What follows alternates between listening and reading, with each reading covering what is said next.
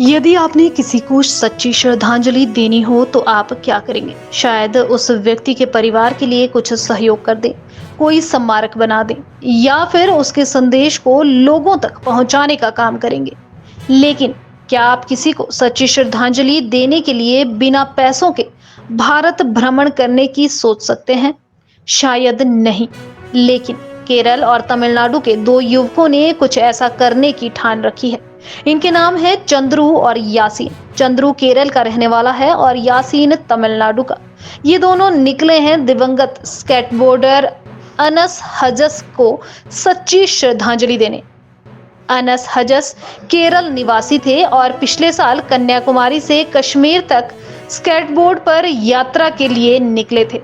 अगस्त महीने में चंडीगढ़ के पास एक सड़क दुर्घटना में उनकी मृत्यु हो गई थी। ये दोनों अनस हजस को अपना आदर्श मानते थे, इसलिए उनकी इच्छा को पूरा करने और उन्हें सच्ची श्रद्धांजलि देने के लिए इन्होंने बिना पैसों के भारत भ्रमण करने की सोची। पूरी भारत का पैदल एंड लिफ्ट यात्रा, अब दोनों में दिस ट्रैवल वाज ट्रिब्यूट करते हैं। One man was Kanyakumari to Kashmir by skating board, but suddenly he was died in Chandigarh bypass में. So this travel tribute to Anas Hajjas. His name was Anas Hajjas. He's from Trivandrum, Kerala. So this travel tribute to that man. And that skateboard was giving to his mom. This was Anas Hajjas. This is my tribute travel. Only for this man's dream completed. He was died in Chandigarh bypass mein. So he's my inspiration and he's my motivation. But he's died. So that's why I was moving in all over India by walk and lift only for his. I actually around walking 30,000 kilometer in 19 December start the travel. Now actually for 147 days completed.